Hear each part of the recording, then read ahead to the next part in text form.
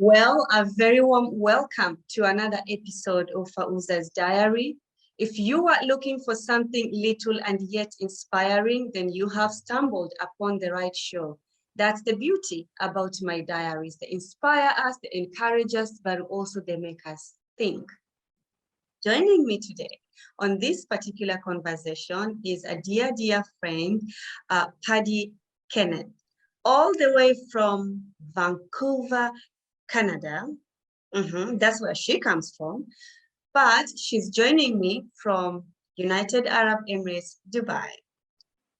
And her story is quite a story. But before we get to know the glory, I want Paddy to take us a little bit back. So Paddy, my dear sister and sister friend, thank you so much for saying yes to having this conversation with me. You are such a busy person, but you said, I will make time for you, Fauza. So I don't take that for granted. I am grateful for your time. And welcome to Fauza's Diaries. Well, thank you very much for having me. And I can tell you, it's not a sacrifice at all to be here. It's an honor and a pleasure to be here. I've been so taken by you and your story and the work you're doing to bring women's stories forward. And so it really is an honor and a privilege for me to be with you today. I hold it and you very dear to my heart. Thank you.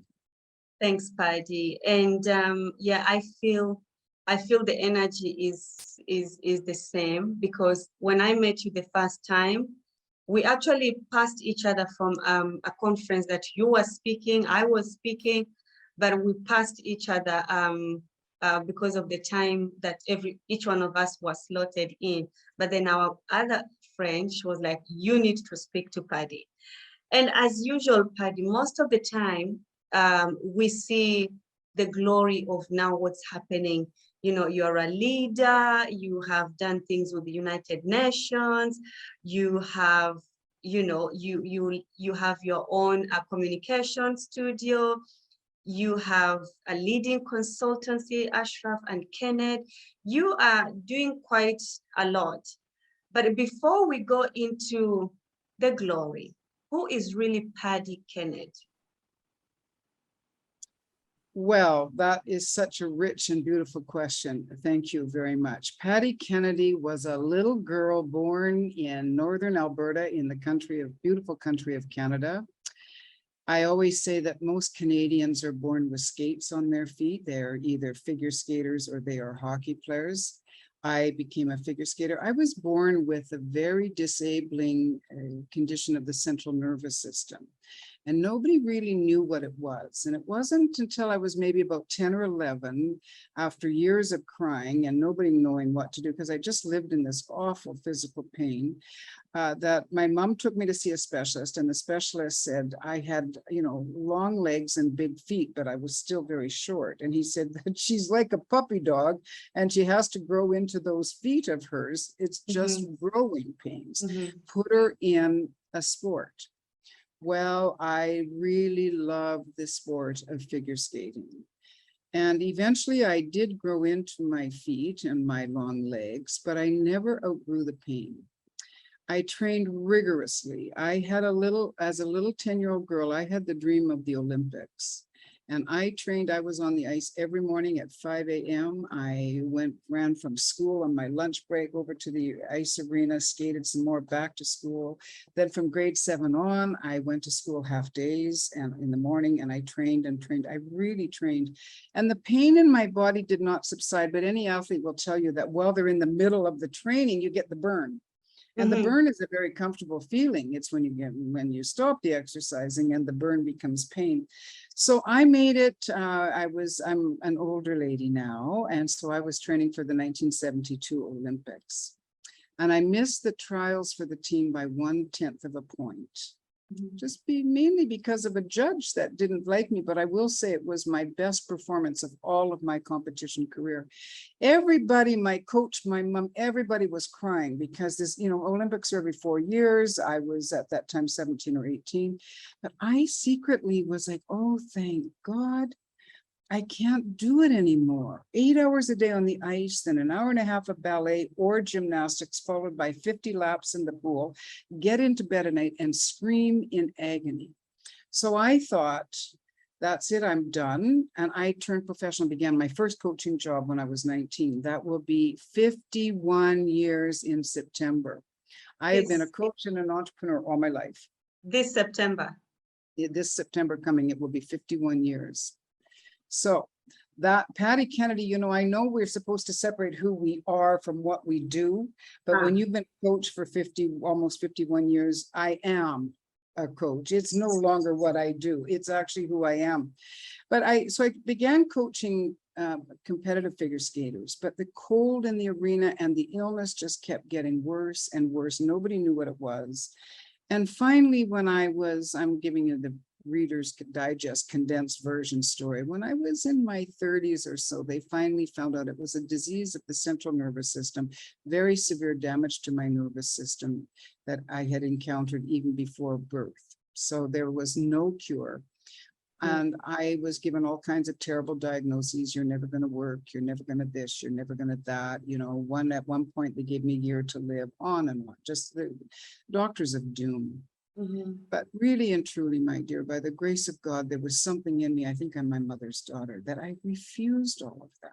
I just refused it. And this is what I want women to know. People that come to me in their 40 and they say, oh, I have to reinvent myself. Oh, my goodness gracious, I moved to Dubai at 69 and I reinvented myself again. This is the great joy in life. Had I listened, I'm self-educated because I didn't go to school, because I trained. I was going to be an Olympic athlete. That all fell apart. All I had really was my writing and my voice. I became a radio journalist because I thought no matter how sick I get, I always have this voice. I could be lying with radio. You could be lying on a stretcher and still do your job as long as you could speak. So I developed that. And constantly coming up with ways to not surrender to the doctors of doom, not to surrender to the encroaching depression, all of that comes when you're constantly told you can't do this, you're a dreamer, it's never going to work. So that's one story I really want to share, particularly with young women. Life is difficult. I give a little speech every once in a while called Living Well is the Best Revenge.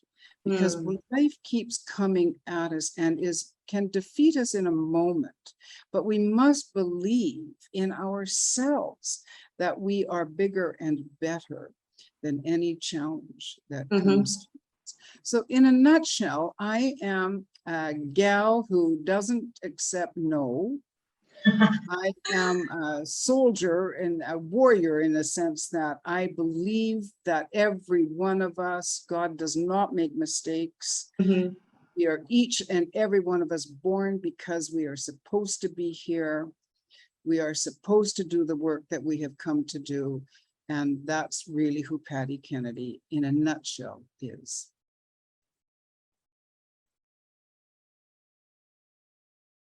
That is powerful. But I love that you didn't give up. I love that you chose not to let even the circumstances of your body to dictate your life. I love that you chose to still honor your calling, you know, because it's so easy when we are struggling to say, okay, maybe it's true what they're saying, I can't. Maybe it's true what they're telling me, that I am not well able, I'm not well educated. I love that, but I love that you said you didn't actually go to school. You taught yourself, you know, communicate. Yes. And well, many people, they see a lot of things as hindrance instead of really looking at the lessons and the opportunities that we can actually learn from our circumstances, because no experience is wasted. Exactly. And I'm going to tell you, I mean, I was born into a very violent home. I had a very violent father. I had everybody saying no. I had all kinds of things. I traveled the world for 25 years to try to find a way with studying with alternative bush doctors, herbalists, medicine people, Native Indian medicine people, just to find a way to get back up on my feet. And I'm going to tell you, there were two ways I could have looked at my life. I'm a victim, poor little old Patty. And there were days, don't think this was easy. There were days I wanted to sit down and say, okay, I give up. Life is giving me lemons and I'm tired of making lemonade. I quit. But it hit me with great gratitude in my heart that nothing, I have been a victim of nothing.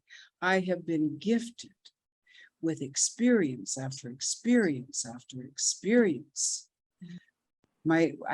Dreadfully violent. Well, my little brother committed suicide. I mean, but I came out and said, no, I will take everything that has happened to me. Forget lemonade. I'm growing a garden over here because I'm a coach and I know that I am on this planet and have been given all of these horrendous circumstances. I thank God I'm a Canadian, so I haven't lived in a war-torn country. But other than that, I've experienced an awful lot of things, and I have lived in 10 countries. So I haven't always just lived in my precious little Canada there. But I really, honest to God, and I want your listeners to think about what I'm saying. These are gifts. Yeah. These are lessons.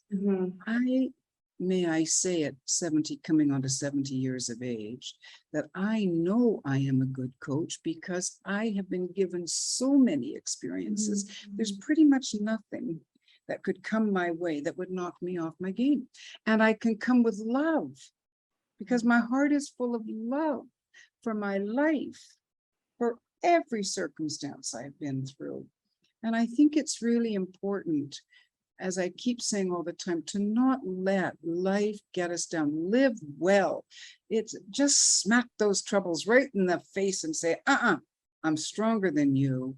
I'm here for a reason. Yeah. When I was little, I prayed every night, God, please take me first. I don't want to be the last in my family to die. Well, with the exception of my son and his beautiful wife, I am the last in my family. Everyone's gone. My best friends, my dear, beautiful big brother died in my arms. It almost killed me. My little brother's gone. My parents, my husband, everybody's gone. And I thought for a while, okay, God, for heaven's sakes, I mean, can't you just cut me a break once? And I realized, no, you're still here because you're not done. You've got to go out there. You're a coach. I gave you these things so you could help your brothers and your sisters, and especially your sisters. Yes, I work with men, but I love to work with women. Do you feel that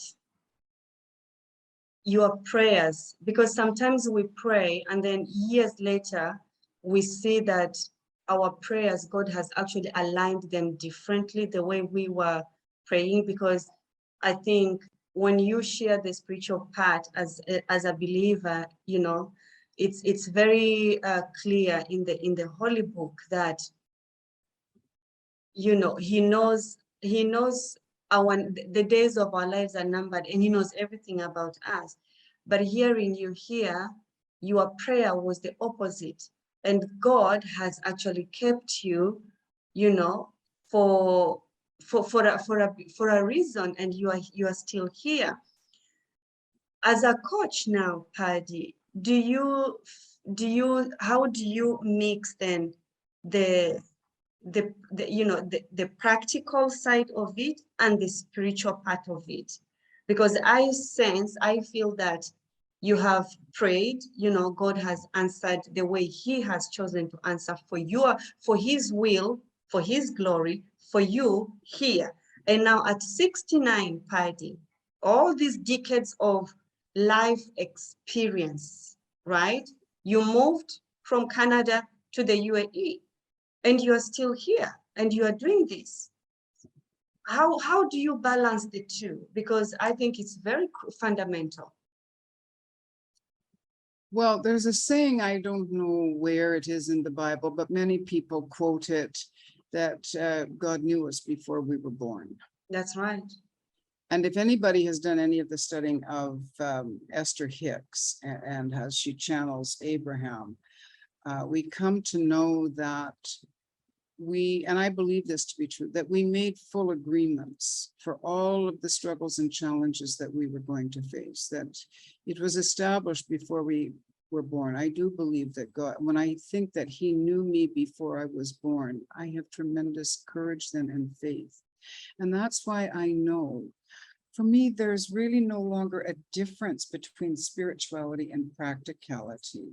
They've blended together. I have one of the most beautiful lives. I live directly from my heart and soul. I have been my own boss for 50 years. Of course, I'm the co-creator. I'm only 49% of the joint venture. I do believe that our great creator is 51%. Jesus is your CEO, shall we say that? So I just, when I'm working with women, for example, I have this program called Your Brave Voice, because I'm really passionate about women finding our courage to speak up. We've had a whole world of history, his story, and I'm not against the brothers. I love the brothers. I had two beautiful brothers. My late husband was an angel.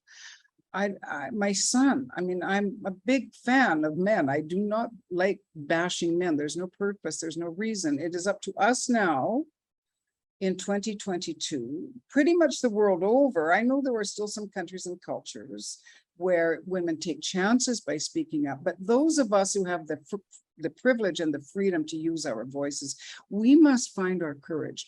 In 1993, when I was a freelance journalist, radio journalist, and I had the wonderful opportunity of interviewing His Holiness the Dalai Lama.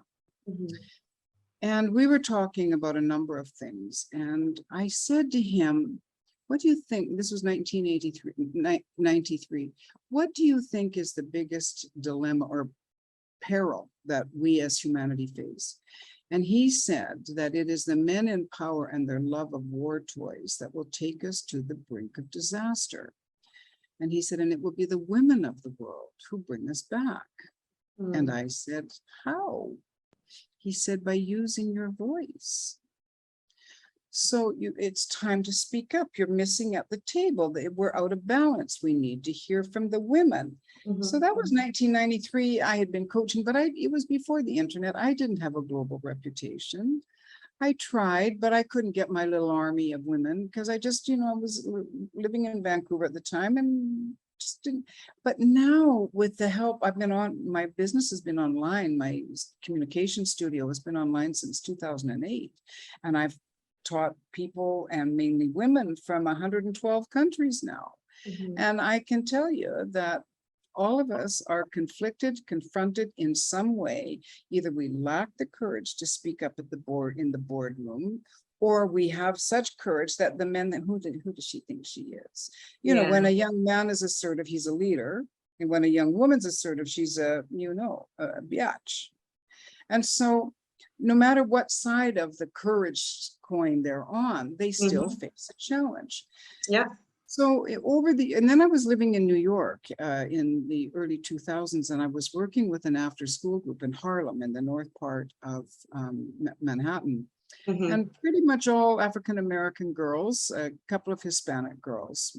Every once in a while, there'd be a little white girl, but for the most part, African-American and Hispanic girls. And I remember one day, one of the girls came into the class. It was right at the beginning of my sessions when I first started with them. And she came in and she had been beaten up, roughed up. And she was obviously upset. And I said, what happened? And she was a little Muslim girl, because many Blacks in America are Muslim. And it was just after 9/11. She said, well, the boys at school called me Bin Laden's daughter. Well, you can't fix stupid. But anyway, that's beside the point. And I realized then I need to give these girls, it was a communication program, I need to help these girls find a way to stand on their truth, what they know to be true, and to declare it to the world, not just hold it inside, but to declare it. And then what do they know is beautiful? And how do they define good? And so by the grace of God, really, this came to me because I had another program all planned. And I thought, this isn't going to work. This is a jungle out there, the mean streets of New York City. Yeah. And I want them to be able to stand up for themselves. Became a very, very successful program. And that was now really the beginning of the realization of what the Dalai Lama had asked me to do. Now we fast forward to 2020, and I'm working with a coach in the United States because I'm still coached. I've been coached since I'm 10. I'll be coached until the day I die. I should have a coach. Everybody should have a coach. And my coach said, Patty, you know, I know you like talking about leadership and corporate leadership and strategic communication, but every time you talk about women and voice, you light up. You need to make a program. Boom. It all came together. And that's when Your Brave Voice was started. The bravery, finding the bravery. Women, we need to know what we hold to be true. When we can stand on that platform of truth, beauty, and good and declare it, nobody can knock us off our game. And then I wanted to teach them the secrets of a radio journalist. I wanted to teach them how to make this the most magnificent instrument and the hardest instrument to play. I wanted them to learn how to vibrate. It's a wind instrument as well as a stringed instrument. And I wanted them to become the master of the vibrations of the vocal cords, so that when they speak, they will not only be heard, my dear, but they will be seen, because we must be seen. And if we remain silent, we have these little voices, we have these high pitch, then no one wants to listen. This is my passion. This is my passion. And so you ask about spirituality and practicality. Finding our bravery is a spiritual endeavor. We are born, God does not make mistakes. He did not put you or me or anyone here by accident. The great creator knew exactly what was going on. He knew us before we were born.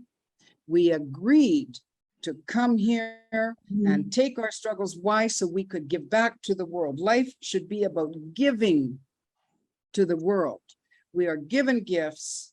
I got one big goal in life, Fauza. When I die and I get to those pearly gates of heaven, as my mom used to call them, I want to meet my maker. And I want to say with gratitude, I have to tell you, I come with an empty tank. Everything you gave me is gone. I used it. If you want to fill me up and send me back down, that would be fine with me. But every gift you gave me, struggle, lesson, everything, I gave it all away. Oh, PADDY, that is so beautiful. That is so beautiful. And I have the same mindset as well. I don't want, when I meet Jesus, I'm like this. I want to put my head up and say, Papa, I have used everything. Everything you've given me. PADDY, this is so powerful. Yes. So powerful. I just want us to recap before we take our short break. Yes. You are not an accident. That's what PADDY is saying. She clearly said that before you were conceived, God knew, right? There was no accident. So don't walk with your head lowering down. You walk knowing that you are a child of the Most High God. PADDY, that is so powerful to end our first session. Guys, we're gonna take a break. I think it's so beautiful and so encouraging to hear PADDY's story, but also what actually triggered all these experiences and birthed something that she is now actually using to empower others. Stay with us. We will be right back. Don't go anywhere. This is Fauza's Diaries.